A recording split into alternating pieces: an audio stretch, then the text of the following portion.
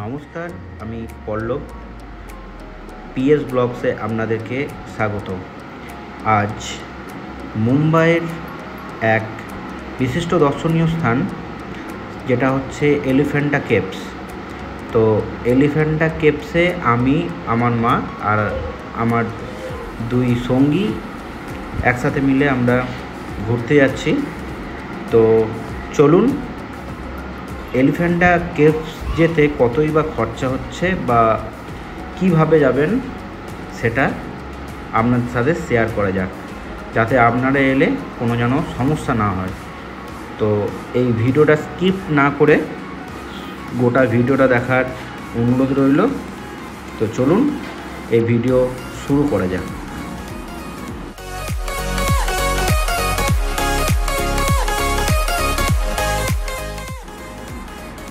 প্রথমে বলি আমি মুম্বাই কী জন্য এসেছি। আমি মুম্বাই এসেছি আমার মায়ের ক্যান্সারের ট্রিটমেন্টের জন্য। তো কারোর যদি কখনো ক্যান্সারের কোনো সমস্যা হয় তাহলে এদিক ওদিক না দেখিয়ে অবশ্যই তারা যেন মুম্বাই টাটা মেমোরিয়াল হসপিটালে চলে আসবেন। সেটার ভিডিও আমি অন্য একটা ব্লগসে আমি শেয়ার করব আপনাদের সাথে। তো এখন যেখানটা আমরা যাচ্ছি এলিফ্যান্টা কেভস, তো সেটা এখন আমি বলি। আমরা এই মুহূর্তে রয়েছি আম্বাপাড়ায়, যেটা ট্রম্বে পড়ছে, চেম্বুরের এই দিকটা। তো আমরা আম্বাপাড়ায় রয়েছি। আম্বাপাড়া থেকে আমরা দাদর স্টেশন গেছি।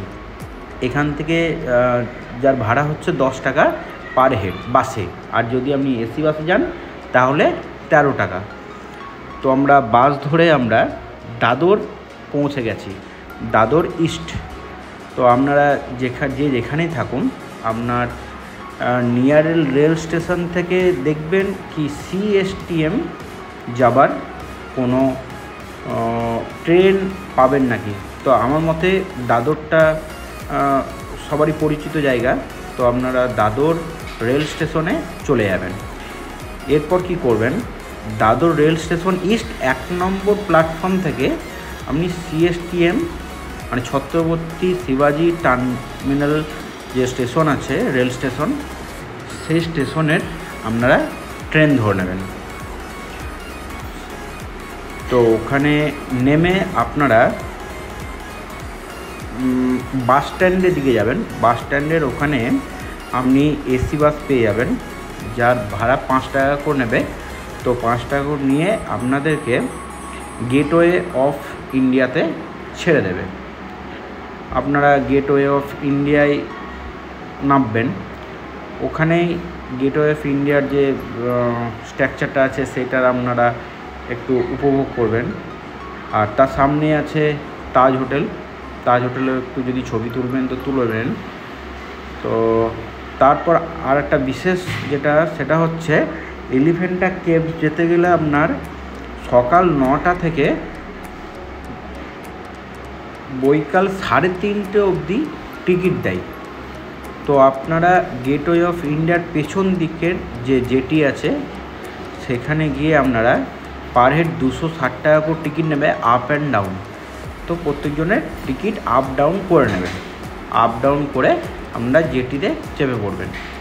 যতক্ষণ পর্যন্ত জেটি আপনার ফুল না হচ্ছে ততক্ষণ পর্যন্ত জেটি ছাড়বে না। আর জেটির মধ্যেই কিন্তু সমস্ত কিছু একটা শপ রয়েছে, যার মধ্যে আপনার চিপস টিপস সব আপনি পেয়ে যাবেন। এই যে আমরা এখন নেমে পড়েছি, এই নেমেই দেখবেন এই যে এই টয় ট্রেনটা দাঁড়িয়ে আছে। তো 8 টাকা করে আপনার টয় ট্রেনের ভাড়া নেবে। আমরা টিকিট কেটে আমরা টয় ট্রেনে চেপে পড়েছি। চাইলে পরে আপনার টয় ট্রেনে নাও চাপতে পারবে, একটু সামান্য জাস্ট একটুখানি ওয়াকিং ডিস্টেন্সের পথ। তাও আমরা এখানে যখন এসেছি 8 টাকা এমন আর কী ব্যাপার আছে, সেই জন্য 8 টাকা দিয়ে আমরা টিকিট কেটে এই টয় ট্রেনে চেপে পড়েছি। তো এখন আমরা টয় ট্রেনের যাত্রা উপভোগ করছি। তো চলুন আপনারাও একটু উপভোগ করুন।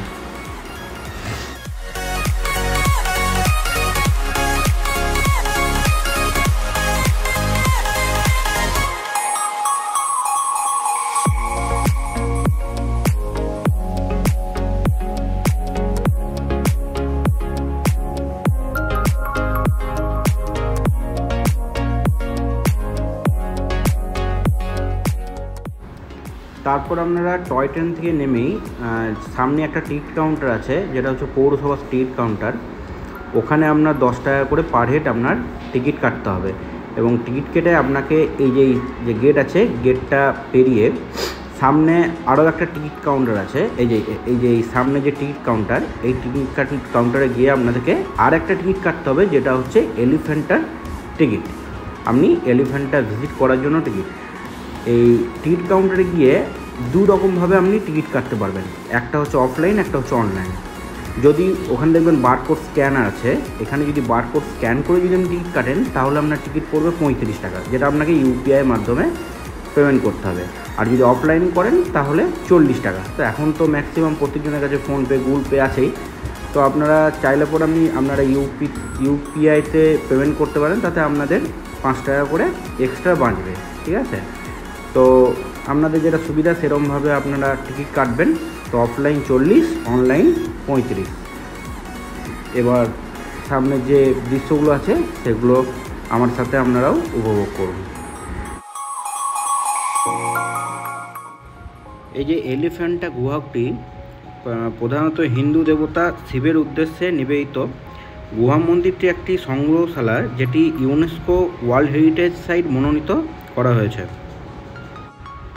এলিফ্যান্টা গুহাগুলিতে শিলাকাটা পাথরের ভাস্কর্য রয়েছে, বেশিরভাগ উচ্চত্রাণে, যা হিন্দু এবং বৌদ্ধ ধারণা এবং মূর্তিবিদ্যার সমন্বয় দেখায়। গুহাগুলি শক্ত বেসাল্ট শিলা থেকে কাটা হয়েছে। কিছু ব্যতিক্রম ছাড়া শিল্পকর্মের বেশিরভাগই বিকৃত ও ক্ষতিগ্রস্ত। এই এলিফ্যান্টা কেভসে টোটাল আপনি 7টা গুহা দেখতে পাবেন।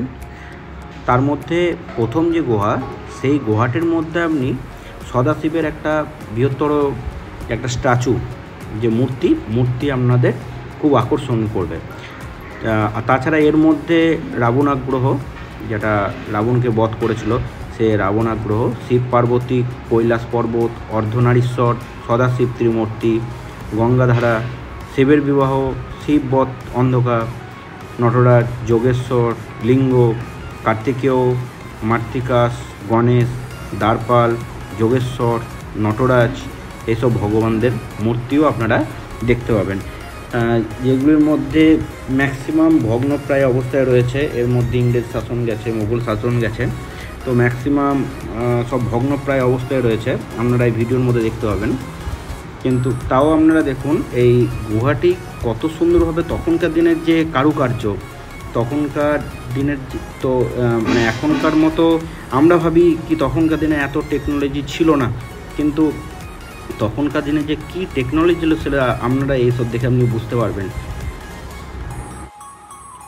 এই যে ত্রিমূর্তি যে সদাশিব রয়েছে, এই দেখুন 3টে মাথা রয়েছে। এই 3টে মাথা শিবের 3টে অপরাজেয় দিক উপস্থাপন করে: সৃষ্টি, সুরক্ষা এবং ধ্বংস। অন্য সংস্কার অনুসারে 3টি মাথা সংবেদনা এবং প্রজ্ঞার প্রতীক। ডান অর্ধমুখ তাকে একটি পদ্মের কুঁড়ি ধারণ করতে দেখায়, যা জীবন এবং সৃজনশীলতার প্রতিশ্রুতি চিত্রিত করে। এই মুখটি ব্রহ্মা, স্রষ্টা বা উমা বা বামদেবের প্রতীক। শিব এবং স্রষ্টার মিলনকে দেখায়। আর বাম অর্ধেক মুখ একটি গোফলা যুগতে। এই শিব হলেন ভয়ঙ্কর অঘোর বা ভৈরব, বিশৃঙ্খলা সৃষ্টিকারী এবং ধ্বংসকারী হিসাবে একটি রুদ্র শিব, ধ্বংসকারী নামেও পরিচিত।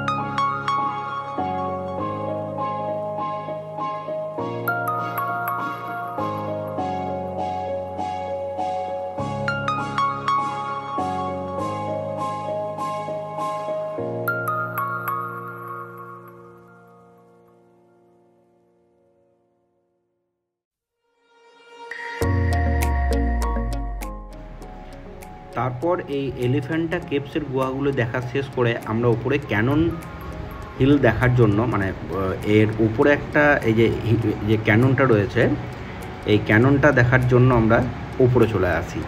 তো উপরে দুটি ক্যানন আছে, একটা পশ্চিম এবং পূর্বটাকে কভার করে এইটা, আর ওপাশে উত্তর এবং দক্ষিণটা আর একটা ক্যানন কভার করে। এটা হচ্ছে পশ্চিম পূর্বটাকে ক্যাননটা কভার করছে। আগেকার দিনে যাতে ইংরেজরা বা মোগলরা যাতে এখানে আক্রমণ না করতে পারতো, তার জন্য এই ক্যাননটা রাখা ছিল। তা এটা আগে দেখে নেন, তারপর আমরা উত্তর দক্ষিণের উপরে ক্যাননটা দেখাচ্ছি।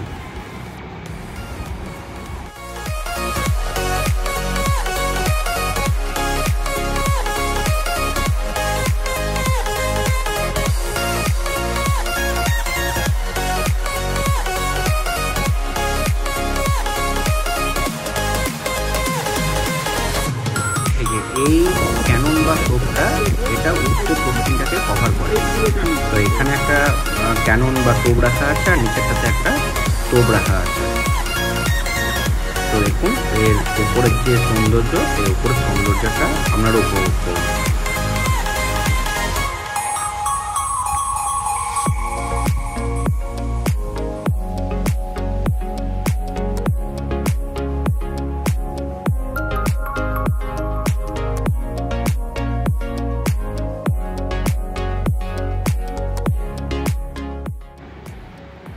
এই সামনে দেখুন, এইটা যে দেখছেন, এটা হচ্ছে বন্দর।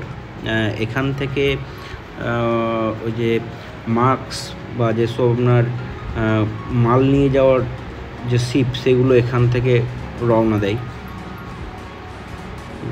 এই পাশে সব দিকে আমাদের ঘোরা হয়ে গেল। এবার আমাদের নিচে যাবার সময়, তারপর নিচে গিয়ে একটু আমরা খাওয়া দাওয়া করবো। খাওয়া দাওয়া করে আমরা আবার